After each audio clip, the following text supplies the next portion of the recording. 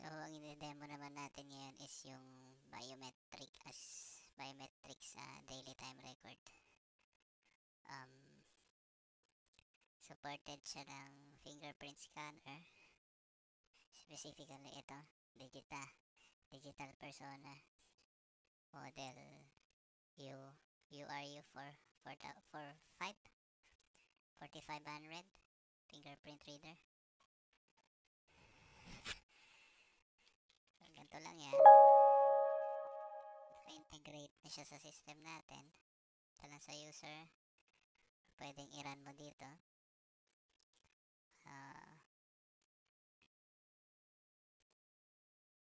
Yan. Daily time record. Yan. So, pwede kang mag-login using employee ID at password. Pwede ka rin mag-login through fingerprint scanner. Yan. Okay. So, dito, naka-enable sa settings kasi natin is yan. Fingerprint login is required. So, naka-enable lang is fingerprint. Naka-disable yung login via employee ID number and password. Pero pwede din yan. Yan. Settings. Yan. So, pwede. Yan. Okay. So, naka-login. Pero kung gusto mo ng fingerprint, okay lang din. Yun nga lang, wala pa tayo. Ayan, nakalagay. Wala pang registered fingerprint data. So, paano mag-register? Basic lang. Pasok tayo sa settings. Actually, itong settings, hindi ka makakapasok kung wala ka admin rights. So, mga admin lang makakagawa nito. Biometrics enrollment. Then, select mo yung employee na gagawan mo ng fingerprint data. So, gawa natin si admin. Yan. So, sa fingerprint, kahit isang finger lang, okay na. Ang kailangan lang natin dito is for samples. So, pwedeng index, tab, bahala kayo kung anong i-register nyo. So, kung ano yung register mo, yun ang gagamitin mo dito sa logging in ng daily time records. Okay, so try natin.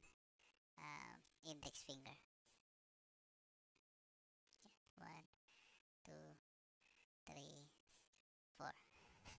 So, pag 0 na yan, pwede mo na i-save. Nakagawa ka na ng fingerprint data ni employee admin. So, lagyan din natin yung collector. Yung middle finger ang ilalagay ko. Biometrics. 2, 3, 4. Okay, so try natin. Select mo yan, then scan. So, na-read niya. Fingerprint data has been verified. So, sa shortcut key sa time in, time out, dito sa numpad is pag time in plus, yung plus button. Pag time out, yung negative button or yung subtract button. So, dito kasi, naka-on work si employee. Ibig sabihin lang, naka-time in na siya. Kung mag-a-attempt kang i-log out yan, hindi siya mag-push through kasi nga on work siya. On work yung status niya. Try natin time out. Okay, completed na. Pag completed yung task niya sa isang araw, automatic dito na siya. Try natin ilagin sa collector. Dito. Yan. Time in. Okay, pumasok. On work status. Ulitin natin. Try natin i-login. Time in. Yan. Worker is at work. Ibig sabihin, naka-login na siya. Okay, so malalag out mo na lang yan. Log out. Okay, so yun. So, ganun. Kung gusto mo naman employee number, walang problema yung ginawa natin kanina. Okay, delete lang natin. Yung na log in, log out natin.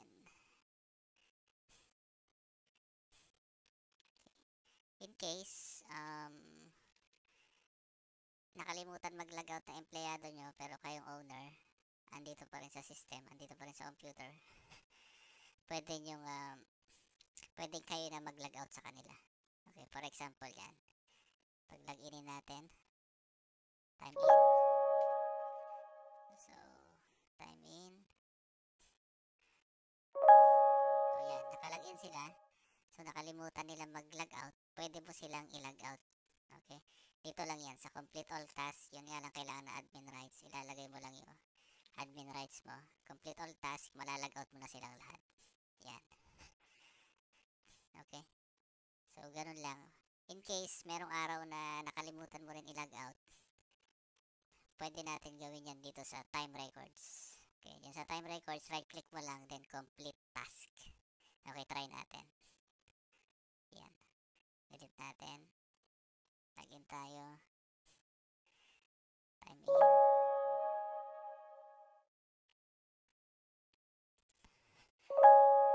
So, dito, itong scenario na to, nakalimutan mong ikaw na mismong admin, ikaw na mismong owner, nakalimutan mo mag-log out.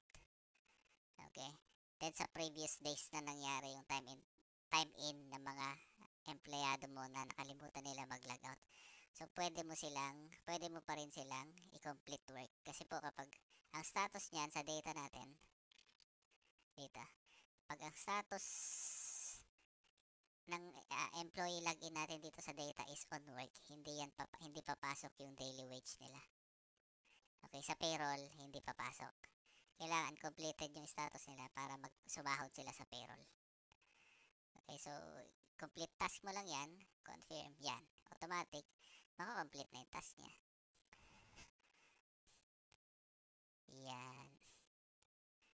Okay. So, ganun lang kadali. Then, check natin ibang settings. Yan. Ito, nakita nyo na to. Enrollment, pag magre-register fingerprint. Yung iba is payroll. Then, settings. The settings, yan, pag naka-check, biometrics lang ang authentication niya. Hindi gagana employee ID number tsaka password. Then, dito, time in, time out basis.